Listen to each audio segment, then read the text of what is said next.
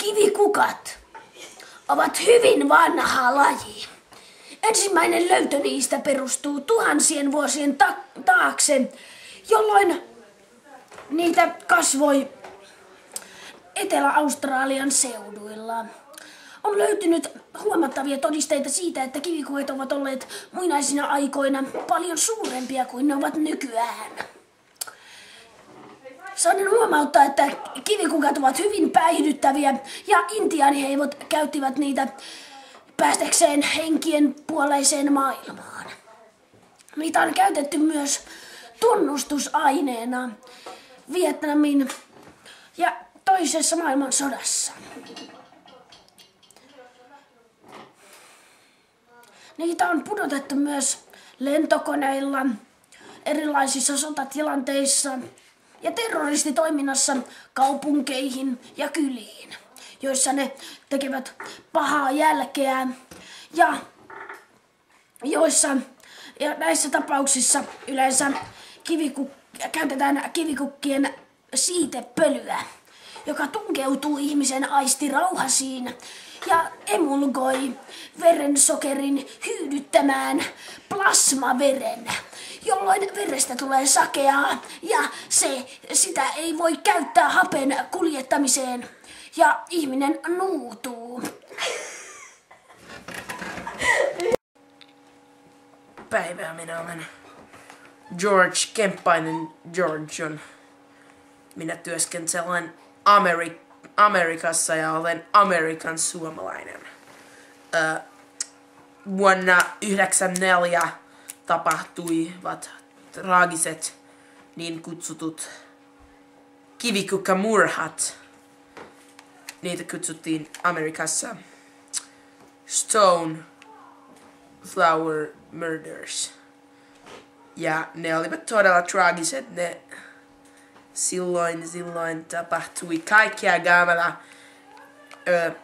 12 ihmistä murhattiin ja jokaisen ruumiin vierestä löytyi kivikukka. Ne olivat aina eri värisiä ja sitä juttua ei ole vieläkään saatu selvitettyä. Minä olen tutkinut sitä nyt vuodesta 1964 asti, eli 14 vuotta. Ja minusta tuntuu, että olemme nyt jo puolivälissä. Ja kyllä olemme saaneet selvitettyä aika hyvin, kuten esimerkiksi sen, että mitkä olivat murhattujen henkilöiden nimet.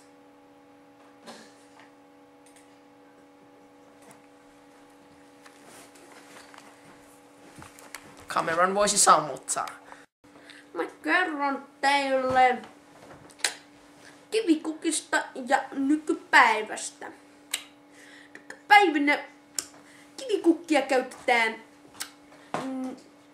tietämättä niiden vaarallisista ominaisuuksista kotitalouksissa tavallisina ruukukasveina.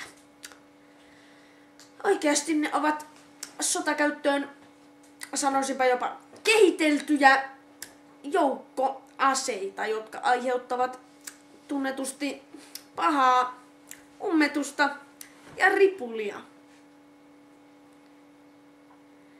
Tästä syystä ne on mielestäni takavarikoitava ja niiden käyttöön pitäisi laki määrätä. Samoin ne ovat hyvin päihdyttäviä aineita ja niitä on käytetty esim. Mafian salaisissa puuhissa. Mutta jos eristää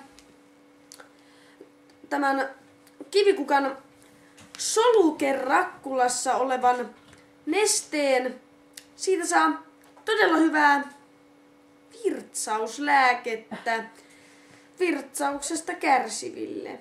Siis niille, jotka kärsivät virtsauksesta.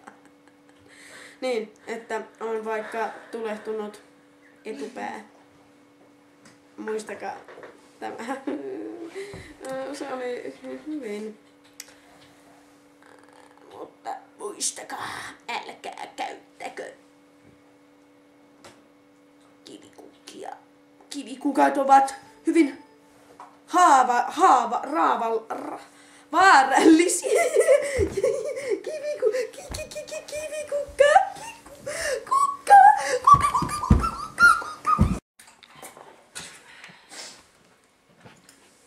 Hei hei hei! Tuo on kivi, minkä sinä poimit. Nämä tässä ovat niitä kivikukkia. Taidat olla aivan sekaisin. No, Naulan kanssa. aika hassusti sanottu. Mutta tuo on ihan normaalia, koska kasvit ovat saaneet nimensä tavastaan välttää syödyksi tuleminen naamioitumalla kiviksi. Naamioituminen on sikäli tehokasta, että sukuun kuuluvan kasvin kuvasi ensimmäisenä englantilainen tutkimusmatkailija William John Rothschild vasta vuonna 1811, kun edeltävänä vuonna oltiin kamera kehitetty. Mutta tietysti ne edeltävissä videopätkissä kerrotut ranskalainen ja venäläinen henkilö ovat nähneet tietysti nämä ihan ensimmäisinä. Niin. Olivat kyllä aika mielenkiintoisia pätkiä. Niin, minunkin mielestäni ne ovat todella mielenkiintoisia, mutta tällainen löytyy tuolta kirjoista tällainen lappunen. Tässä on biologinen kivikukan kaavio. Voisitko selittää sitä minulle hieman? Toki. Pölysiitin on sitä siitosnestettä, itse asiassa pelkkää pölyä, joka lähtee kukan varsikarvasta. Sieltä lähtee tuolta noin raoista ja sillä tavalla kukka leviää. Aha, katsojatkin saapuivat takaisin. Emme huomanneetkaan.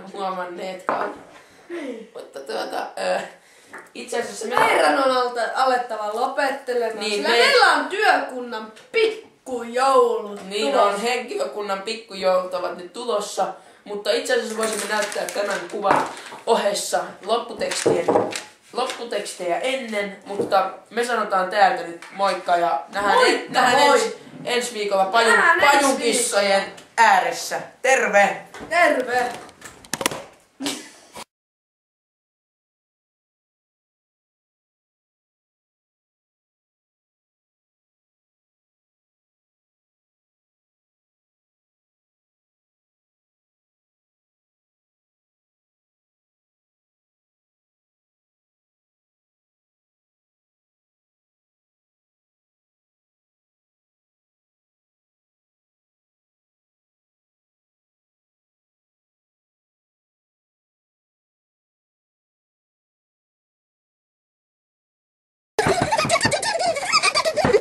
Ooh.